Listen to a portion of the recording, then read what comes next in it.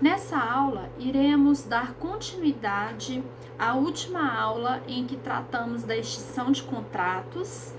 Iremos retomar alguns pontos importantes apresentados na aula anterior e acrescentar outros. Bom, conforme falado na última aula, um contrato se extingue por duas razões básicas: pelos meios normais, que seriam com a execução dele, com o seu adimplemento, e pelos meios anormais, que é o que a gente está estudando. Pelos meios anormais, neste momento, estamos falando das causas anteriores à formação ao contrato e que, se não observados alguns requisitos, levam à sua extinção. Na aula seguinte, estaremos falando de causas supervenientes à formação desse contrato e que, de igual modo, leva à extinção. Bom, então, se a gente pudesse imaginar um desenho mental acerca da extinção do contrato, poderíamos colocar que a extinção do contrato se subdivide em forma normal, que seria pela sua execução, e por forma anormal, anterior à sua formação, que é o que estamos dando continuidade na última aula a esse respeito, e por causas supervenientes à sua formação. Bom, já que estamos falando de formação de contratos, ora, se eu estou tratando de causas anteriores à formação do contrato, há doutrinadores que entendem que, nesse caso, sequer houve um contrato. Portanto, não seria sequer caso de extinção de contrato, mas sim de inexistência desse contrato. Há outros doutrinadores que defendem tratar-se de extinção porque em algumas situações, por exemplo, que nós falamos na última aula, como da cláusula resolutiva, e nesta aula iremos falar do direito de arrependimento, eu teria sim realizado um contrato, mas sob essas condições de que, se não constatadas essas situações, ou se conflagrado o direito de arrependimento ou a cláusula resolutiva, esse contrato não se finaliza. Resumidamente, por essas razões, é que essas causas anteriores que a gente está falando nessas aulas, é que elas ensejariam também uma extinção de contrato. Bom, vamos lá a respeito disso para clarear mais a questão da matéria ser causa anterior, uma extinção ou não de contrato. Vamos lembrar o seguinte: lá em negócios jurídicos, nós vimos que existem os vícios de consentimento. Com o vício de consentimento, esse negócio jurídico poderá ser declarado nulo e anulável. Ora, contrato nada mais é do que um negócio jurídico, porque é um vínculo obrigacional entre duas partes, contratante e contratado, em que uma e outra figura como credor ou devedor. Portanto, contrato é negócio jurídico. Bom, sendo negócio jurídico, se houver vício de consentimento, eu nem contrato tenho. Não seria um caso de eu pedir aí uma rescisão ou uma resolução de um contrato, mas sim uma declaração de nulidade ou anulabilidade desse negócio. Então, veja bem, por que se estudou primeiro as anulabilidade de negócio jurídico? Lembrando que a anulabilidade pode ser absoluta, quando esse negócio é declarado nulo, por exemplo, no caso da simulação, ou ela pode ser relativa, quando esse negócio é declarado anulável, no caso do erro, do dolo, do estado de perigo, da coação e nos demais vícios. Bom, por que estamos falando isso então? Veja bem, se eu tenho uma situação em que eu fiz um contrato, exemplo, me foi ofertado uns serviços de uma operadora de telefonia móvel. Vamos chamar essa operadora de Ligue Bem. Então, a Ligue Bem me ofertou um combo de serviço de internet, telefonia e SMS pelo preço de R$60. Ótimo. Foi isso que ela me ofertou. Então, a minha vontade, o meu consentimento foi para esse serviço, porque o contrato ele requer proposta e a proposta vincula o proponente e aceitação. Eu aceitei esse negócio. Passados 3 meses, eu passei a ser cobrada por R$ 120 e quando eu tive cuidado de olhar a fatura, eu estava sendo cobrada por um serviço que eu não contratei. Bom, nesse serviço que eu não contratei, sequer contrato existiu. Porque na escada pontiana, o primeiro requisito para ter um negócio, para ter contrato, é vontade. Então, se não houve vontade para aquilo, sequer um negócio existiu. Então, nem tem contrato. Bom, vamos outro exemplo.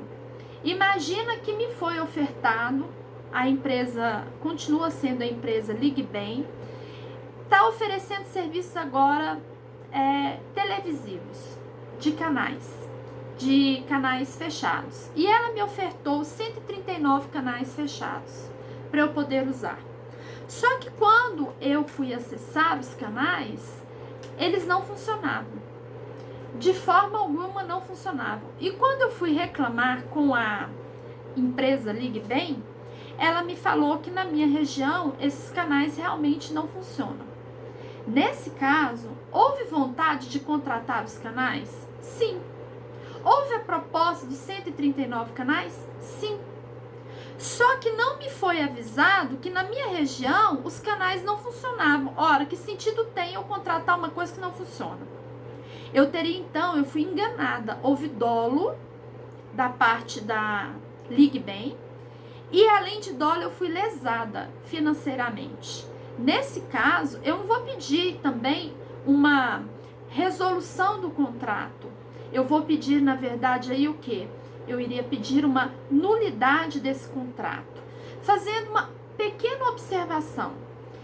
Exatamente nessa área de extinção de contrato, um termo jurídico, técnico usado é a rescisão. Ele é muito comum, é o termo mais usado quando a gente quer extinguir um contrato. Ouve-se muito a palavra rescisão. Uma das causas da rescisão está exatamente quando se provar, no momento em que o contrato foi feito, lesão, em que a vítima desse negócio foi lesada, ou houve uma situação de contratação por estado de perigo. Aí eu teria a rescisão, porque no momento da formação do contrato, a minha vontade foi viciada, mesmo sendo na formação do contrato. Bom, se não houve problema na formação do contrato, então eu não falo de ato nulo nem anulável, eu falo exatamente de resolução de contrato. Então há 2 momentos para eu saber o que eu vou pedir em relação a esse contrato. Se for na formação do contrato e houver ali um vício de consentimento, eu tenho um negócio ou um pedido de um contrato nulo ou anulável. Mas se esse problema está depois, não na formação do contrato, mas na sua execução, eu não teria aí um vício de consentimento. Então eu teria exatamente a resolução desse contrato, que também pode receber o nome de rescisão, se eu provar que em razão essa execução está sendo prejudicada porque eu fui lesada ou houve um estado de perigo em que eu assumi uma dívida, por isso eu volto lá na formação de contratos. Bom, por que é importante entender isso? Exatamente porque a gente está falando de causas anteriores à formação do contrato. A primeira causa anterior da formação do contrato, lembrando que foi falada na última aula, seria relativa aos requisitos do artigo 104 do Código Civil. Requisito subjetivo. Se o agente não é capaz, ele não pode contratar. Então, sequer houve contrato. Se eu não tiver um objeto lícito, possível, determinado ou determinável, que é o requisito objetivo, também não houve contrato. Eu não posso falar que houve contrato de um objeto que é ilícito. O juiz sequer pode conhecer dessa ação ou desse pedido, por exemplo, um agiota que empresta dinheiro. Eu tenho provas da agiotagem, que é a figura da pessoa que empresta dinheiro é um agiota, e ele não recebe do João e ele resolve acionar o judiciário para pedir para o judiciário executar o João porque o João está lhe devendo. Se for um caso de agiotagem, essa ação não pode nem ser conhecida, né? Primeiro, porque é ilícito. Segundo, porque é crime. Logicamente, tudo dependendo de provas. Então, eu não posso falar de contrato de um objeto que é ilícito, por exemplo. A forma. O artigo 104 também vai determinar em alguns casos que a forma seja prevista em lei. E já me adianto aqui na matéria de contratos, 2 contratos desta seara que estamos estudando necessariamente requerem a forma escrita, que seria a compra e venda de imóvel, necessariamente tem que ser escrito, senão não há que se falar em contrato, e a doação de grande valor. Os demais contratos não precisam ser escritos, eles se provam tacitamente ou expressamente, por exemplo, por um WhatsApp, por um e-mail, por qualquer meio idôneo que prove que aquele contrato aconteceu, que não precisa ser escrito. Bom, então a forma é exatamente nesse sentido de que alguns contratos exigem uma formalidade específica e solene. Na maioria deles não se exige. Bom, terminando aqui, outro requisito para o contrato é que ele não pode ser vedado por lei, reportando novamente a questão da agiotagem. Então, desde que ele não seja proibido pela moral, bons costumes e vedado por lei, prevalece nos contratos a autonomia da vontade, tudo é possível de ser contratado, haja visto que vigora entre os contratos uma lei por força do princípio da Pax sunt servanda, que diz que o contrato é lei entre as partes. Bom, tendo falado desse requisito subjetivo, objetivo e formal que nós já falamos na aula anterior, vamos relembrar a cláusula resolutiva.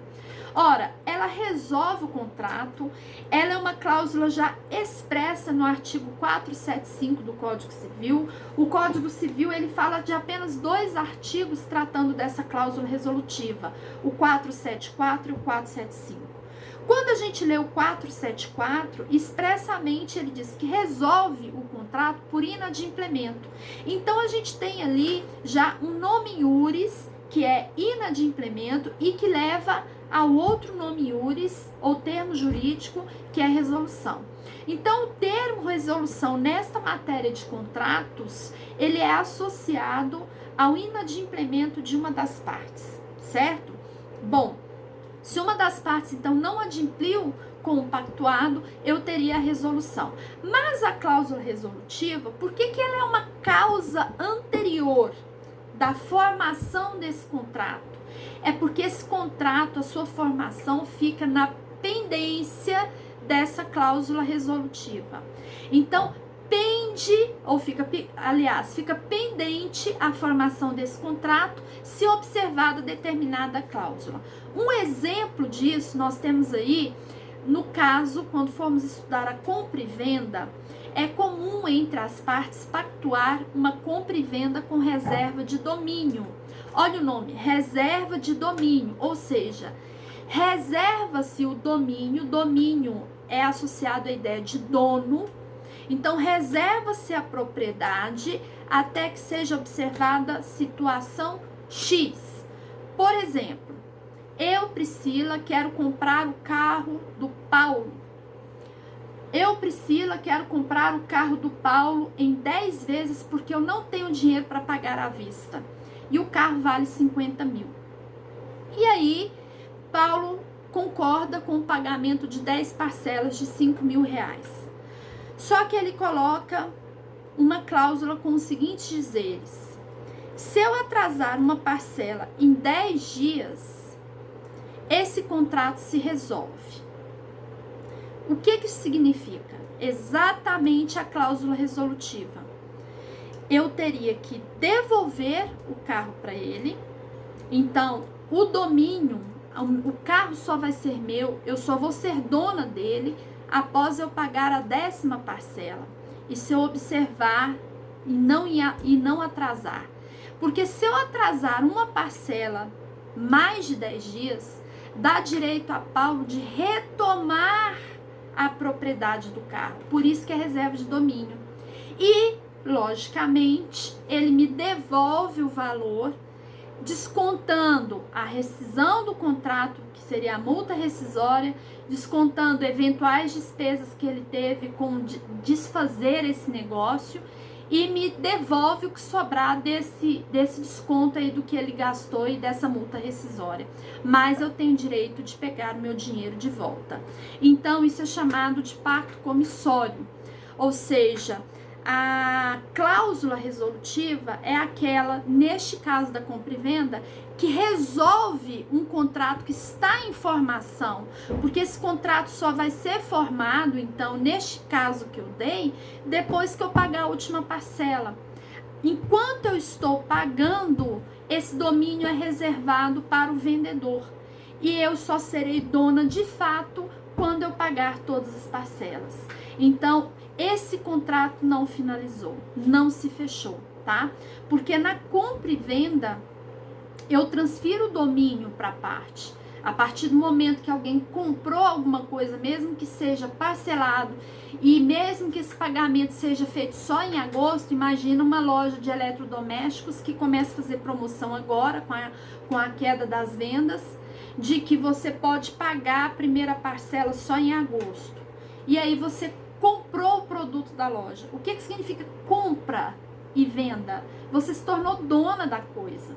Então, ela tem a obrigação de entregar esse produto no prazo da lei, que a grosso modo é 30 dias, mesmo que ela te dê o prazo de pagar a primeira parcela em agosto, porque a compra e venda transfere a propriedade.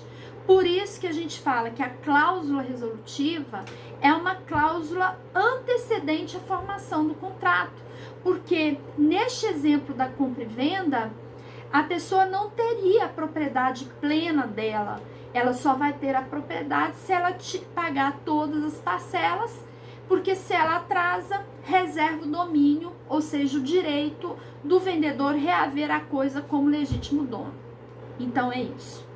Bom, e por fim, complementando a aula passada, nós não falamos do direito de arrependimento. Bom, o direito de arrependimento, como o próprio nome fala, é aquele em que pactua no contrato o direito de uma das partes se arrepender dele. Então, se uma das partes tem direito de se arrepender do negócio, eu não tenho esse contrato finalizado, novamente formado. Por isso que é uma causa anterior ao contrato. O direito de arrependimento é conhecido como exemplo, as arras.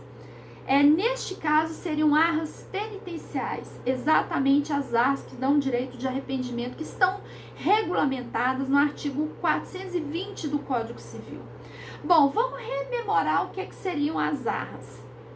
As arras têm a natureza de penhor, ou seja, é uma garantia que eu dou para um negócio. Lembrando lá o que são as garantias, a grosso modo eu teria a garantia, quando eu dou em garantia de um negócio, um imóvel, eu tenho uma garantia hipotecária, eu dei uma hipoteca. Quando eu dou em garantia um bem imóvel, isso é chamado